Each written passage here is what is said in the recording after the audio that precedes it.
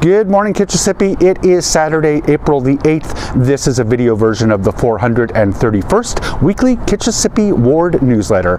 There's lots more information about all the topics that we'll discuss through the links in the weekly email newsletter, to which you can subscribe at kitchissippiward.ca.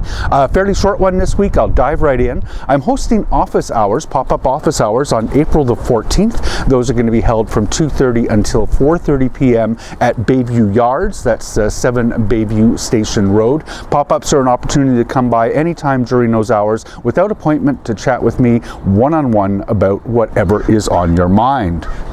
On April the 17th, Councillor Brockington and I are hosting OC Transpo from 5 until 7 p.m. at the Westgate Mall to get an overview of the changes that are coming to our ward as a result of the New Ways to Bus initiative that gets underway on April the 27th. A lot of bus routes are changing on April the 27th. Come on out to this open house to hear about how your route may be affected. Sometime probably in 2026, there's going to be a big street rebuild. Melbourne, Ravenhill, Kenwood, and Greenwood, portions thereof, will be completely dug up and rebuilt as a result of the integrated projects to do water mains and sewers and all that sort of stuff. It is a fairly big one. There is an open house to take a look at some of the preliminary plans that's going to be held this April the 8th. That is going to be from 6:30 until 8:30 p.m. at the Dover Court Recreation Center. Come on out, take a look at the plans. There is more information online through a link that I've provided in the newsletter as well. The community garage and yard sale, I've gotten some inquiries about when that's going to be. We've set a date this year. It's going to be on June 7th. I'm going to do the map again and we'll get the advertising materials out. I'll have more information in the coming weeks, but if you want to hold June 7th for the community yard sale, go on ahead. I'm looking forward to a good one this year. I've updated all of the numbers available from the Canada Mortgage and Housing Corporation, CMHC, in my housing tracker. The completions were very low in February 2025, but there was a strong uptick in starts, so I'm hoping that continues. A good uptick in the number of units that are under construction in Ottawa. You can take a look at all the details that are in the tracker through the link that I've provided on the newsletter, or just visit kitchissippiward.ca. The household hazardous waste depot schedule has now been posted online. I've got a link in the newsletter. For those of you who have been asking, Tunney's Pasture is scheduled this year for September the 7th.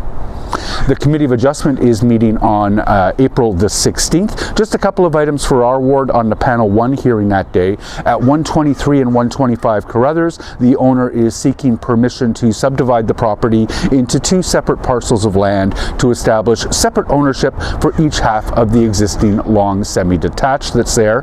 And at 100 Hamilton, where the owner is proposing to build an 8-unit low-rise apartment building, that was adjourned from the previous meeting. So that's going to be held at that meeting that is on April the 16th. The Transportation Master Plan, big major document, has been published online, the most recent draft. There are consultations that are underway. I provided links in the newsletter as to how you can participate in those consultations. The Transportation Master Plan, we're at the point where they identify the big capital projects that are going to accommodate the growth that we predict for the city in the coming years. For our ward, we don't generally see obviously a lot of new road projects. All the roads are there, big road widenings or anything. A couple of projects that I was keen to see are in there. There is a proposal in the first phase of the Transportation Master Plan to study the feasibility of cycling infrastructure along Holland from Tyndall to Scott and along Churchill from Byron to Scott. Both of those are important completions of the cycling network that we need to get done. Just proposed to take a look at the feasibility right now. And there is also a proposal which looks very real, to rebuild the intersection at Churchill and Byron with a protected intersection for pedestrians and cyclists.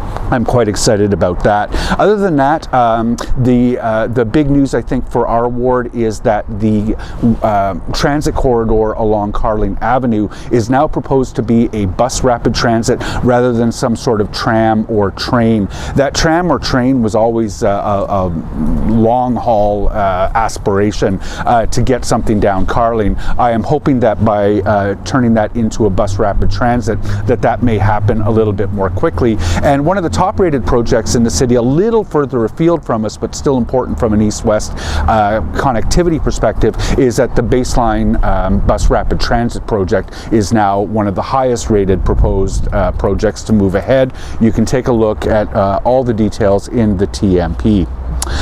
Some community events going on. The McKellar Park Community Association has asked me to note that their spring egg hunt is going to be held on April the 19th. That's at 10:30 a.m. Parents should arrive at 9:45 to hide 10 eggs per child. You can get some more information by visiting mckellarpark.ca. And something I'm excited about, the Ottawa Grassroots Festival is set to go April 24th until 27th. That is a great music festival. It's going to be held this year at First Unitarian, just on the other side of our border at that church. There are free daytime performances. Opening night is with the Barrow Gang Buskers. Juno Award winner Lynn Miles will be playing. She's always fantastic. The Devon Cuddy Band is going to play on Saturday, April the 26th. Lots more details in the newsletter, and I certainly encourage everyone to get their tickets for the Ottawa Grassroots Festival.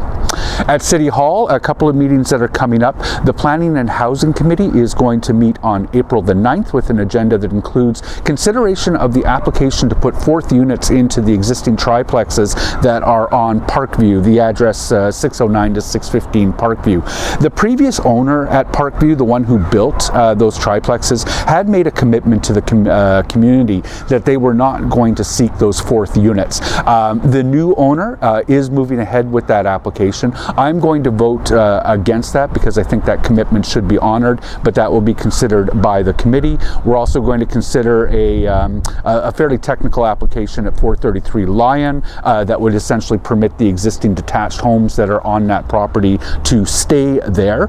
And very importantly, the direction that I was successful at getting support for from City Council to allow shelters in all urban zones is going to move ahead in its final bylaw form. I trust that will be a fairly simple vote, probably shaking out along the same lines as the vote we took to direct staff to draw that up.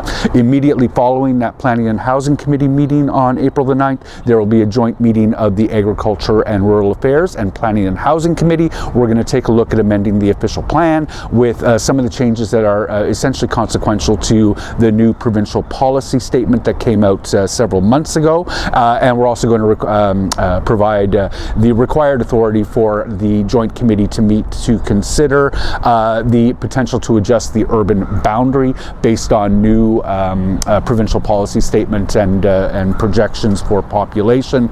So that's a meeting that will happen immediately after our regular PHC meeting.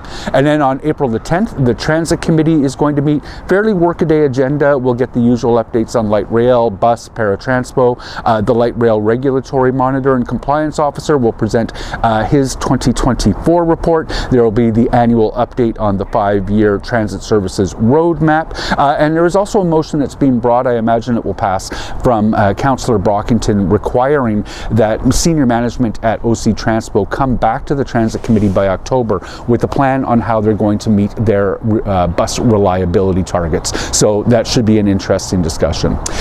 Kitchissippi, that's what I have for you this week in the newsletter. I hope you have a great week, and thank you for watching.